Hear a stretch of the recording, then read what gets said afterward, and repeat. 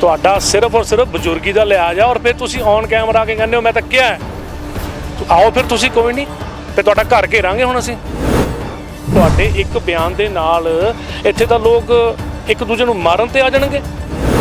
ਮੇਰੇ ਹਿਸਾਬ ਨਾਲ ਡੈਮੋਕ੍ਰੇਸੀ ਦੇ ਵਿੱਚ, ਹਿੰਦੁਸਤਾਨ ਦੇ ਵਿੱਚ ਇਹ ਸਭ ਤੋਂ ਮਾੜਾ ਦਿਨ ਕਾਲੇ ਅੱਖਰਾਂ ਵਿੱਚ ਲਿਖਿਆ ਜਾਣ ਵਾਲਾ ਹੈ। ਲੋਕਾਂ ਨੇ ਹੁਣ ਸੜਕਾਂ ਤੇ ਆ ਜਾਣਾ, ਕਿਉਂਕਿ ਜਿਹੜੇ ਯੂਥ ਆਈਕਨ ਨੇ ਸ਼ਹੀਦ ਆਜ਼ਮ ਸਰਦਾਰ ਭਗਤ ਸਿੰਘ ਜੀ, ਤੁਸੀਂ ਉਹਨਾਂ ਬਾਰੇ ਇਦਾਂ ਦੀ ਸ਼ਬਦਾਵਲੀ ਯੂਜ਼ ਕਰੋਗੇ। ਜਿਹੜੇ ਸ਼ਹੀਦ ਨੇ ਤੁਸੀਂ ਉਹਨਾਂ ਨੂੰ ਯਾਰ ਮਤਲਬ ਕਿ ਉਹਨਾਂ ਦੀ ਇੱਜ਼ਤ ਤਾਂ ਕੀ ਕਰਨੀ ਹੈ, ਤੁਸੀਂ ਉਹਨਾਂ ਨੂੰ ਯਾਰ ਉਗਰਵਾਦੀ ਦੱਸ ਰਹੇ ਹੋ। ਜੋ ਅੱਜ ਭਗਤ ਸਿੰਘ ਜੀ ਬਾਰੇ, ਸ਼ਹੀਦ ਆਜ਼ਮ ਸਰਦਾਰ ਭਗਤ ਸਿੰਘ ਜੀ ਬਾਰੇ ਕਹਿ ਰਹੇ ਹੋ ਤੁਸੀਂ, ਯਾਰ ਕੁਝ ਸ਼ਰਮ ਕਰੋ, ਮੱਥੇ ਤੇ ਹੱਥ ਮਾਰੋ ਯਾਰ। ਲੜਕੇ ਲੜਕੀਆਂ ਨੌਜਵਾਨ ਸਾਥੀ ਸਭ ਦੀਆਂ ਗੱਲ ਕਰੂੰਗਾ, ਤੁਸੀਂ ਕਿਸੇ ਨੂੰ ਵੀ ਪੁੱਛ ਲਓ, ਕਹਿੰਦੇ ਯਾਰ ਵੀ ਕੀ ਹੋ ਗਿਆ ਹੈ ਸਰਦਾਰ ਸਾਹਿਬ ਨੂੰ। ਲੁਧਿਆਣਾ ਲਾਈਵ ਵੇਖ ਰਹੇ तमाम ਦਰਸ਼ਕਾਂ ਦਾ ਸਵਾਗਤ ਹੈ। ਜਿਸ ਤਰ੍ਹਾਂ ਤੁਸੀਂ ਜਾਣਦੇ ਹੋ, ਸੰਗਰੂਰ ਜਿਮਨੀ ਚੋਣਾਂ 'ਚ ਜਿੱਤਣ ਤੋਂ ਬਾਅਦ ਸਿਮਰਜੀਤ ਸਿੰਘ ਮਾਨ ਦੇ ਵੱਲੋਂ ਇੱਕ ਸਟੇਟਮੈਂਟ ਜਿਹੜੀ ਆਈ ਹੈ, ਉਸ ਸਟੇਟਮੈਂਟ ਨੇ ਨਾ ਕੇਵਲ ਪੰਜਾਬ ਦੇ ਵਿੱਚ ਬਲਕਿ ਪੂਰੇ ਹਿੰਦੁਸਤਾਨ ਦੇ ਵਿੱਚ ਇੱਕ ਅਲੱਗ ਹੀ ਰੋਹ ਪੈਦਾ ਕਰ ਦਿੱਤਾ ਹੈ। ਕਿਉਂਕਿ ਜਿਹੜੇ ਸਾਡੇ ਫਰੀडम ਫਾਈਟਰਸ ਨੇ ਉਹਨਾਂ ਦੀ ਰਿਸਪੈਕਟ ਤੋਂ ਇਲਾਵਾ ਦੇਸ਼ ਭਗਤੀ ਦਾ ਜਿਹੜਾ ਜਜ਼ਬਾ ਹੈ ਉਹਨਾਂ ਦੀਆਂ ਜੀਵਨੀਆਂ ਤੇ ਕਹਾਣੀਆਂ ਤੋਂ ਮਿਲਦਾ ਹੈ। ਪਰ ਪੰਜਾਬ ਦੇ ਵਿੱਚ ਇੱਕ ਅਲੱਗ ਹੀ ਡਿਬੇਟ ਹੈ ਜਿਹੜੀ ਛਿੜ ਚੁੱਕੀ ਹੈ ਸਰਦਾਰ ਸਿਮਰਜੀਤ ਸਿੰਘ ਮਾਨ ਦੀ ਸਟੇਟਮੈਂਟ ਆਉਣ ਤੋਂ ਬਾਅਦ। ਇਸ ਦੌਰਾਨ ਅਸੀਂ ਪਹੁੰਚੇ ਹਾਂ ਲੁਧਿਆਣਾ, ਔਰ ਸਾਡੇ ਨਾਲ ਇੱਥੋਂ ਦੇ ਮੈਂਬਰ ਪਾਰਲੀਮੈਂਟ ਰਵਨੀਤ ਸਿੰਘ ਬਿੱਟੂ ਦੇ ਜਿਹੜੇ ਪੀਏ ਨੇ ਔਰ ਕਾਰਜਕਾਰੀ ਪ੍ਰਧਾਨ ਨੇ ਲੁਧਿਆਣਾ ਸ਼ਹਿਰੀ ਤੋਂ ਰਾਜੀਵ ਰਾਜਾ ਸਾਡੇ ਨਾਲ ਮੌਜੂਦ ਨੇ। ਉਹਨਾਂ ਕੋਲੋਂ ਜਾਣਕਾਰੀ ਲੈ ਲੈਂਦੇ ਆ ਉਹਨਾਂ ਦਾ ਕੀ ਓਪੀਨੀਅਨ ਹੈ ਇਸ ਸਟੇਟਮੈਂਟ ਦੇ ਉੱਤੇ ਜਿਹੜੀ ਮਾਨ ਸਾਹਿਬ ਨੇ ਰੀਸੈਂਟ ਸਟੇਟਮੈਂਟ ਦਿੱਤੀ ਹੈ ਭਗਤ ਸਿੰਘ ਦੀ ਨੂੰ ਲੈ ਕੇ। ਕੀ ਕਹਿਣਾ ਚਾਹੋਗੇ ਅਰੁਣ ਜੀ? ਮੇਰੇ ਹਿਸਾਬ ਨਾਲ ਡੈਮੋਕ੍ਰੇਸੀ ਦੇ ਵਿੱਚ, ਹਿੰਦੁਸਤਾਨ ਦੇ ਵਿੱਚ ਇਹ ਸਭ ਤੋਂ ਮਾੜਾ ਦਿਨ ਕਾਲੇ ਅੱਖਰਾਂ ਵਿੱਚ ਲਿਖਿਆ ਜਾਣ ਵਾਲਾ ਹੈ।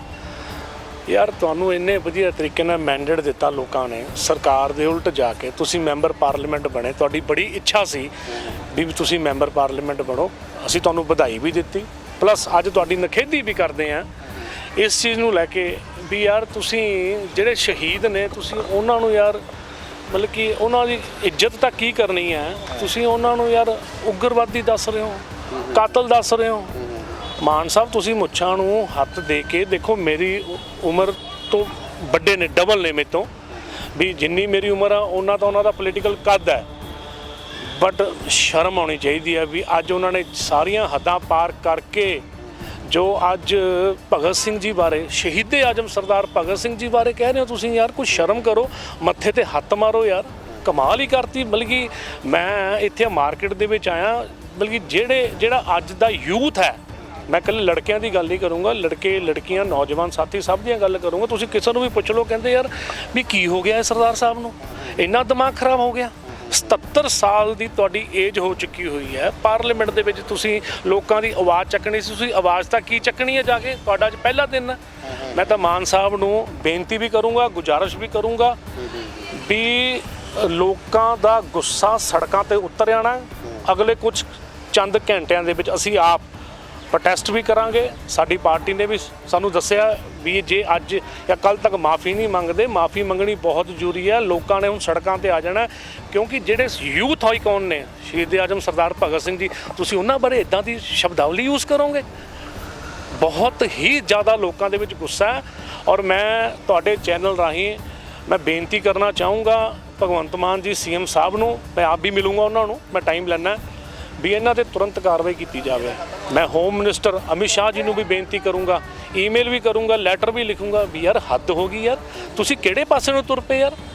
ਇੰਨਾ ਸਾਡਾ ਪੀਸਫੁਲ ਪੰਜਾਬ ਹੈ, ਤੁਹਾਡੇ ਇੱਕ ਬਿਆਨ ਦੇ ਨਾਲ ਇੱਥੇ ਤਾਂ ਲੋਕ ਇੱਕ ਦੂਜੇ ਨੂੰ ਮਾਰਨ ਤੇ ਆ ਜਾਣਗੇ। ਸ਼ਰਮ ਨਹੀਂ ਆਉਂਦੀ ਮਾਨ ਸਾਹਿਬ ਨੂੰ? ਇਹ ਪਾਰਲੀਮੈਂਟ 'ਚ ਕਰਨ ਕੀ ਗਏ ਨੇ? ਮੈਂ ਤਾਂ ਕਹਿੰਦਾ ਇਹਨਾਂ ਨੂੰ ਪਾਰਲੀਮੈਂਟ ਦੇ ਵਿੱਚ ਲਿਖਤ ਔਰ ਮਾਈਕ ਤੇ ਸਾਰੇ ਮੈਂਬਰ ਪਾਰਲੀਮੈਂਟ ਸਾਹਿਬਾਨ ਜਿੰਨੇ ਅੰਦਰ ਬੈਠੇ ਨੇ, ਪੀਐਮ ਸਾਹਿਬ ਵੀ ਬੈਠੇ ਨੇ, ਲਿਖਤ ਮਾਨ ਸਾਹਿਬ ਨੂੰ ਮਾफ़ੀ ਮੰਗਣੀ ਚਾਹੀਦੀ ਹੈ। ਰਾਜੀਵ ਜੀ, ਇਸ ਦੌਰਾਨ ਇੱਕ ਚੀਜ਼ ਹੋਰ ਦੇਖਣ ਨੂੰ ਮਿਲ ਰਹੀ ਹੈ, ਜਿਹੜੇ ਮਹਾਨ ਫਰੀडम ਫਾਈਟਰਸ ਹੋਏ ਨੇ ਜਿਨ੍ਹਾਂ ਦੇ ਕਰਕੇ ਅੱਜ ਅਸੀਂ ਆਪਣੀ ਆਜ਼ਾਦੀ ਦਾ ਜਿਹੜਾ ਆਨੰਦ ਮਾਣ ਰਹੇ ਹਾਂ, ਉਹਨਾਂ ਦੀਆਂ ਜੀਵਨੀਆਂ, ਉਹਨਾਂ ਦੇ ਲਾਈਫ ਸਟਾਈਲ ਦੇਖ ਕੇ ਅਸੀਂ ਵੀ ਵੱਡੇ ਹੋਏ ਹਾਂ, ਉਹਨਾਂ ਨੂੰ ਪੜ੍ਹ ਕੇ ਅੱਗੇ ਫੋਲੋ ਕਰਕੇ ਅੱਗੇ ਜਾ ਰਹੇ ਹਾਂ। ਲੇਕਿਨ ਜਿਹੜੀ ਆਉਣ ਵਾਲੀ ਜਨਰੇਸ਼ਨ ਹੈ ਉਹਨਾਂ ਦੇ ਦਿਮਾਗ ਦੇ ਵਿੱਚ ਕਿਸ ਤਰ੍ਹਾਂ ਦਾ ਅਸੀਂ ਇੰਪ੍ਰੈਸ਼ਨ ਦੇ ਰਹੇ ਹਾਂ ਜਾਂ ਉਹਨਾਂ ਨੂੰ ਕਿੱਦਾਂ ਦਾ ਮੈਸੇਜ ਦੇ ਰਹੇ ਹਾਂ ਅਗਰ ਅਜਿਹੀਆਂ ਸਟੇਟਮੈਂਟਸ ਆਉਂਦੀਆਂ ਨੇ? ਆਉਣ ਵਾਲੀ ਜਨਰੇਸ਼ਨ ਤੇ ਕਿੱਦਾਂ ਦਾ ਇੰਪੈਕਟ ਦੇਗੀ ਇਹ ਸਟੇਟਮੈਂਟ? ਮੈਂ ਕਿਹਾ ਜੀ ਆ ਇੰਨੇ ਨੌਜਵਾਨ ਚਿਹਰੇ, ਇਹ ਲੁਧਿਆਣਾ ਦਾ ਹੱਬ ਮੰਨਿਆ ਜਾਂਦਾ ਇਸ ਸਿਟੀ ਦੇ ਵਿੱਚ। ਇਹਨੂੰ ਅਸੀਂ ਸਰਾਭਾ ਨਗਰ ਕਿਪਸ ਮਾਰਕੀਟ ਕਹਿੰਦੇ ਆ। ਉਹ ਤਾਂ ਕੁਦਰਤੀ ਆਪਣੀ ਗੱਲ ਹੋਈ ਤਾਂ ਆਪਾਂ ਇੱਥੇ ਮਤਲਬ ਕਿ ਮਿਲ ਗਏ। ਨੌਜਵਾਨਾਂ ਵਿੱਚ ਬਹੁਤ ਜ਼ਿਆਦਾ ਗੁੱਸਾ। ਨੌਜਵਾਨ ਸਿਰਫ ਇਹ ਵੇਟ ਕਰ ਰਹੇ ਆ ਵੀ ਇਹ 77 ਸਾਲ ਦੇ ਨੇ। 77 ਮਤਲਬ ਬਜ਼ੁਰਗ। ਘਰ ਸਾਡੇ ਵੀ ਬਜ਼ੁਰਗ ਨੇ, ਸਾਡੇ ਵੀ ਪਿਤਾ ਨੇ, ਦਾਦਾ ਦਾਦੀ, ਨਾਨਾ ਨਾਨੀ ਸਾਰੇ। ਪਰ ਕਿਆ ਆਪਾਂ ਨੂੰ ਆਵਾਮ ਨੂੰ ਇਹ ਮੈਸੇਜ ਦੇਣ ਦਾ ਰਾਈਟ ਹੈ? ਉਗਰਵਾਦ ਦਾ ਮਤਲਬ ਨਹੀਂ ਪਤਾ, ਟੈਰਰਿਸਟ ਦਾ ਮਤਲਬ ਨਹੀਂ ਪਤਾ। ਉਹ ਯਾਰ ਕੋਈ ਚੋਰ ਡਾਕੂ ਆ? ਹੱਦ ਕਰਤੀ ਤੁਸੀਂ ਮਾਨ ਸਾਹਿਬ। ਤੁਹਾਡਾ ਸਿਰਫ ਔਰ ਸਿਰਫ ਬਜ਼ੁਰਗੀ ਦਾ ਲਿਹਾਜ਼ ਆ। ਔਰ ਫਿਰ ਤੁਸੀਂ ਔਨ ਕੈਮਰਾ ਆ ਕੇ ਕਹਿੰਦੇ ਹੋ ਮੈਂ ਤਾਂ ਕਿਹਾ। ਆਓ ਫਿਰ ਤੁਸੀਂ, ਕੋਈ ਨਹੀਂ, ਫਿਰ ਤੁਹਾਡਾ ਘਰ ਘੇਰਾਂਗੇ ਹੁਣ ਅਸੀਂ ਪਾਰਲੀਮੈਂਟ ਦੇ ਵਿੱਚ ਹੋਣਾ। ਇਹ ਇਦਾਂ ਨਹੀਂ ਜਾਨ ਛੁੱਟਣੀ।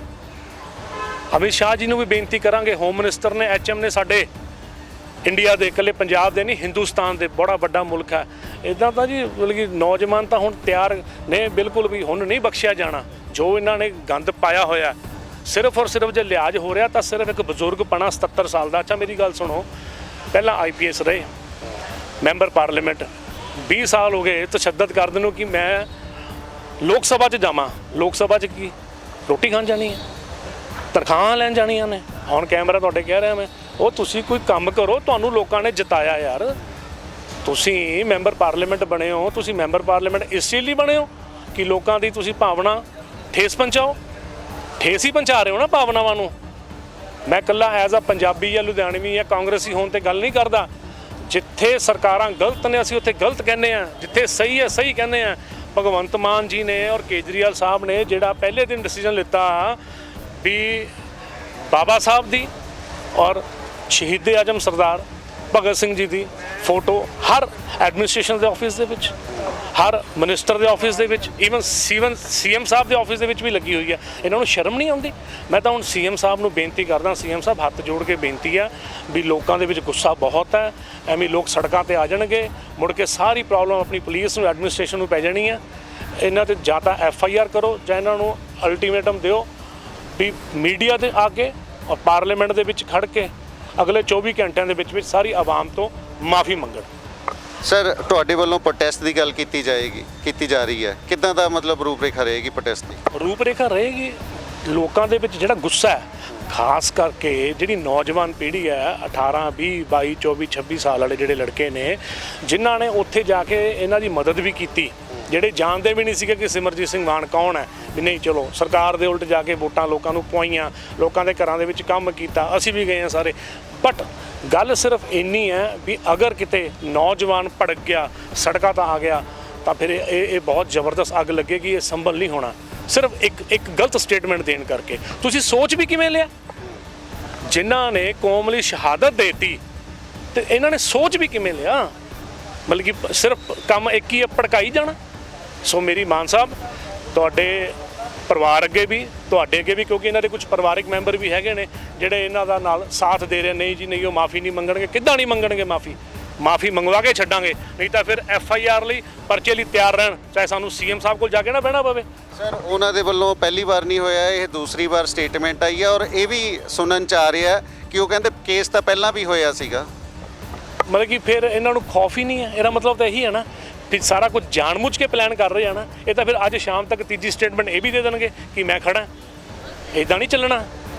2 ਸਟੇਟਮੈਂਟਾਂ ਦੇ ਦਿੱਤੀਆਂ, ਤੀਜੀ ਸਟੇਟਮੈਂਟ ਇਹੀ ਦੇਣੀ ਪੈਣੀ ਹੈ ਕਿ ਮੈਂ ਹਿੰਦੁਸਤਾਨ ਵਾਸੀਆਂ ਤੋਂ, ਸਾਰੇ ਮੁਲਕ 'ਚ ਵਸੇ ਪੰਜਾਬੀਆਂ 'ਚੋਂ ਮੈਂ ਹੱਥ ਜੋੜ ਕੇ ਬੇਨਤੀ ਕਰਦਾ ਕਿ ਮੈਨੂੰ ਮਾਫ ਕਰ ਦਿਓ। ਇਹਨਾਂ ਨੂੰ ਕਹਿਣਾ ਪੈਣਾ ਕੈਮਰੇ ਅੱਗੇ ਆ ਕੇ, ਚਾਹੇ ਮੇਰੀ ਬੇਨਤੀ ਵੀ ਹੈ, ਚਾਹੇ ਪਾਰਲੀਮੈਂਟ 'ਚ ਬਹਿ ਕੇ ਕਹਿ ਦੇਣ।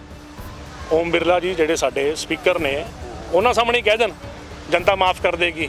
ਜੇ ਕਿਤੇ 1-2 ਦਿਨਾਂ ਨੇ ਹੋਰ ਲਾਤਾ ਫਿਰ ਸੜਕਾਂ ਤੇ ਮੁਜ਼ਾਹਰੇ ਹੋਣਗੇ, ਬਹੁਤ ਬੁਰਾ ਹਾਲ ਹੋਏਗਾ। ਸੋ ਰਾਜੀਵ ਰਾਜਾ ਜੀ ਦਾ ਆਕਰੋਸ਼ ਦੇਖ ਸਕਦੇ ਹੋ। ਹਾਲਾਂਕਿ ਇਹ ਜਿਹੜਾ ਆਕਰੋਸ਼ ਹੈ ਜਾਂ ਅਗਰੈਸ਼ਨ ਹੈ, ਹਰ ਇੱਕ ਹਿੰਦੁਸਤਾਨੀ ਦੇ ਅੰਦਰ ਨਜ਼ਰ ਆ ਰਿਹਾ। ਹਾਲਾਂਕਿ ਮਾਨ ਸਾਹਿਬ ਵੀ, ਸਿਮਰਜੀਤ ਸਿੰਘ ਮਾਨ ਸਾਹਿਬ ਨੇ, ਉਹ ਵੀ ਬਹੁਤ ਰਿਸਪੈਕਟਡ ਨੇ ਔਰ ਏਜ ਨੇ। ਅਗਰ ਪ੍ਰਕਾਸ਼ ਸਿੰਘ ਬਾਦਲ ਨੂੰ ਚਲਦੀ ਫਿਰਦੀ ਯੂਨੀਵਰਸਿਟੀ ਆਖਿਆ ਜਾਂਦਾ ਤਾਂ ਇਹ ਵੀ ਸਿਮਰਜੀਤ ਸਿੰਘ ਮਾਨ ਸਾਹਿਬ ਵੀ ਉਹਨਾਂ ਦੇ ਹਮ ਉਮਰ ਨੇ ਔਰ ਉਹਨਾਂ ਦੇ ਸੰਗੀ ਸਾਥੀ ਨੇ। ਹਾਲਾਂਕਿ ਉਹਨਾਂ ਦੇ ਪਹਿਲੇ ਦਿਨ ਤੋਂ ਮਤਲਬ ਲੋਕ ਸਭਾ ਦੇ ਵਿੱਚ ਜਾਣ ਤੋਂ ਪਹਿਲਾਂ ਹੀ ਜਿਹੜੀ ਉਹਨਾਂ ਨੇ ਸਟੇਟਮੈਂਟ ਦਿੱਤੀ ਲੋਕ ਸਭਾ ਵਿੱਚ ਜਾਣ ਤੋਂ ਪਹਿਲਾਂ ਸਹੁੰ ਖਾਣ ਤੋਂ ਪਹਿਲਾਂ ਜਿਹੜੀ ਸਟੇਟਮੈਂਟ ਮਾਨ ਸਾਹਿਬ ਨੇ ਦਿੱਤੀ ਹੈ ਉਹਦੇ ਨਾਲ ਇੱਕ ਅਲੱਗ ਡਿਬੇਟ ਹੈ ਜਿਹੜੀ ਉਸ ਦਾ ਜਿਹੜਾ ਡਿਬੇਟ ਦੀ ਸ਼ੁਰੂਆਤ ਹੋਈ ਹੈ। ਆਉਣ ਵਾਲੇ ਸਮੇਂ ਦੇ ਵਿੱਚ ਪਤਾ ਚੱਲੇਗਾ ਕਿ ਇਸ ਡਿਬੇਟ ਕਾਰਨ ਜਾਂ ਇਸ ਸਟੇਟਮੈਂਟ ਦੇ ਕਾਰਨ ਆਉਣ ਵਾਲੀ ਜਨਰੇਸ਼ਨ ਨੂੰ ਕੀ ਖਮਿਆਜੇ ਭੁਗਤਣੇ ਪੈ ਸਕਦੇ।